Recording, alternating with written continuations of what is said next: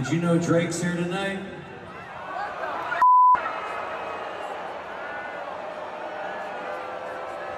I thought Drake was your homie. Once upon a time, there used to be a rapper in hip hop. Okay, he came from New York City. And he was hot. He was the hottest thing blazing in the late 90s to early 2000s. He was comparable as hot as Drake is today.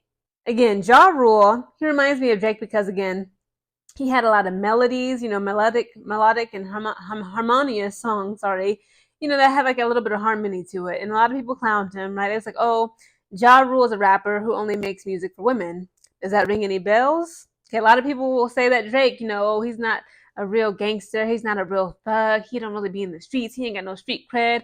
He just a half white boy, Canadian Jewish goody two shoe boy, raised in the suburbs of Forest Hills of Toronto, a really well-to-do upper, wealthy neighborhood. He makes music for women. He's not really in the streets. Oh, he's a simp. He's talking about loving these hoes and woo woo woo. That's exactly what they used to say about Ja Rule. So what happened was, okay, for the children who don't know, again, like look him up, okay. I remember he was like the soundtrack of my childhood, okay. In the early 2000s, I was in middle school, elementary school. Ja Rule was taking over the waves, okay? Not just taking over, he had taken over our radio waves, okay? It was so much good music. Living It Up, I Cry. That was the song. See, it's going to tie it in, okay? That song, I Cry. Let me come back to that. So Ja Rule, it's a lot of things that led to his downfall, but mainly, I think we can all agree. Now, correct me if I'm wrong in the comment section again. I'm still pretty young, okay? This was all going on when I was just a little girl. I was like 8 years of age. Now, Ja Rule got into a beef with a rapper named 50 Cent. Okay, 50 Cent clowned Ja Rule, and pretty much like it was a lot of things that had happened. DMX, okay, when he made the song, he released "Where the Hood At." That was a diss. That was literally a diss to Ja Rule. And it's crazy now that I think about it, like that's like a party song, like "Where the Hood, Where the Hood, Where the Hood At." That literally like DMX at him dissing him. That was literally turned into a club banger and a party song. Like people like love the party to that even to this day. And again, it wasn't just 50 Cent. And also, Murder Inc., they were getting investigated by the feds. They had, got raided. It was a whole bunch of stuff, Irv Gotti, Murder Inc., that whole crew, like, he was, I got to do a whole other video on Irv Gotti because he's a genius, okay? Don't mind me, guys. I don't know if y'all can see that. I got poked up. Had to go to the, labs doing military stuff. But yeah, again, Ja Rule had a classic song, beautiful song with Lil Mo called I Cry. To this day, I love that song. But 50 Cent mocked him in that song, okay? Not just for that song, but mainly that song. He was like, what kind of gangster, cries? Because, Ja Rule's he's in the video shedding tears, when you cry, I cry, we cry together. Like, Lil Mo, her voice is so good. And, Ja Rule, he was coming up with them bars. I love my life, I love my wife, it's the party right here, FVIP. I love that line. You and no T started making MO and EY.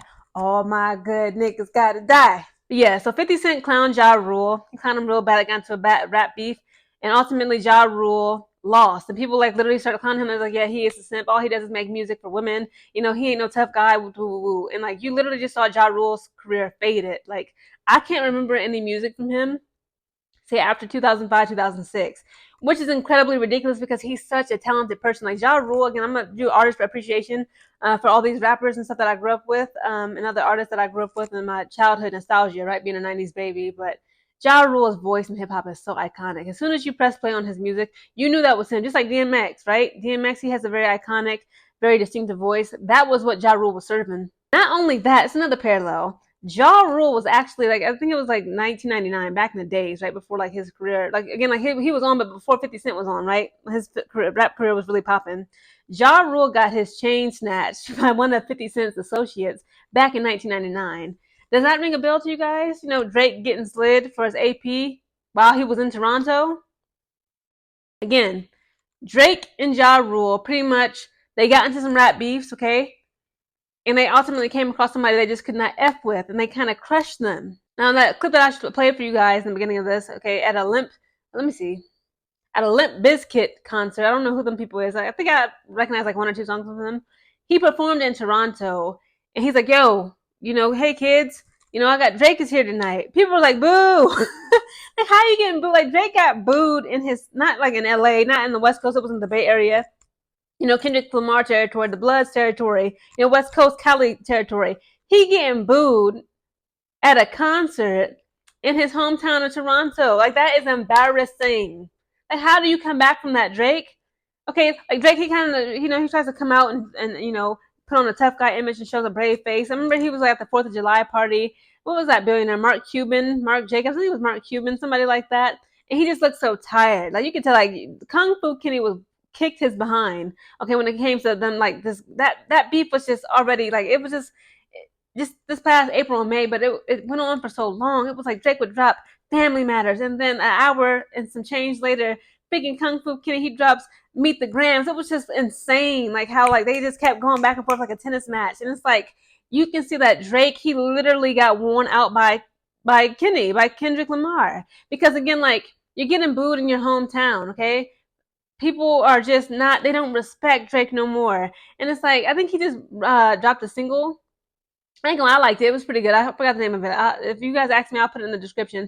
It was pretty good, but it's like Drake has just been humiliated and like pretty much defeated and just ostracized, and his respect has pretty much been snatched from him because of Kendrick Lamar dropping not all of the songs, but really Not Like Us. Not Like Us really did him in. It was like when Kendrick Lamar dropped, Meet the Grams and all the other songs he made, he kind of like pop, pop, pop. He like like he got into the ring like Tank Davis versus all of his opponents like Ryan Garcia. He just pop pop pop pop whopped him. But then when he dropped Not Like Us, he literally curb stomped Drake. He like on his head just bow bow bow with it, and it's like Drake has yet to recover. And it's like, can he recover? Drake is not, no, he can't. Drake cannot recover. Drake is the new Ja Rule. This is the second time, at least, like, a rapper that I loved, I enjoyed as a woman, as a young black woman, but as an artist period, but especially as a woman, where, they were, all the other male rappers say, oh, he's soft, he's fake, he's phony, he's not a real gangster. They did to Drake what they did to Ja Rule, and I love Ja Rule. I love Drake. I happen to love Drake. I'm still a fan of his music. But it's like, damn, this is the second artist that I've lived through in my lifetime as a hip hop artist, as a hip hop rap fan, and I've seen them get curb stomped and their career pretty much obliterated. And it begs the question, where does Drake go from here? It's like this. This is just my opinion what he should do, right?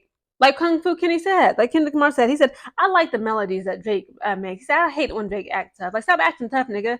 You need to just stop making, songs about, you in the streets, and you connected with Jay Prince out in Houston, and, Cali, I know who Banga said out there. It's like, look, we like the Drake who, just hold on, we're going home. Even I hate that song. I hated that in Hotline Bling, but you know what I'm saying? Like, he makes good.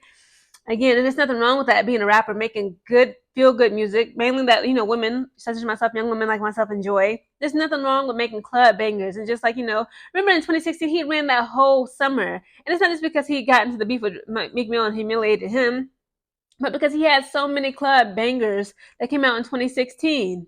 Drake has a long way to go when it comes to like restoring his career, restoring his respect as a man, as a biracial man, as a rapper, as an artist, as a hip hop artist, because again, he just got Ja ruled. We gotta keep it real. Like, let's keep it 1,000. Let's keep it authentic. I'm making that up now. You got Ja ruled. That means like you got obliterated. Your career got blown away by another opponent of yours, a rapper, a friend, whoever, what have you. You got Ja ruled to the point where like people can't look at Drake the same. And it's like, I want y'all to tell me in the comments below, where does Drake go from here? Like, what can he do? People are booing him in Toronto. They're booing him out in LA. Like, where can he go? Again, J. Cole did what was best. We all clown him. But as a man, I know that y'all got very powerful egos. He put his pride and his ego to the side, and he said he saw the bigger picture.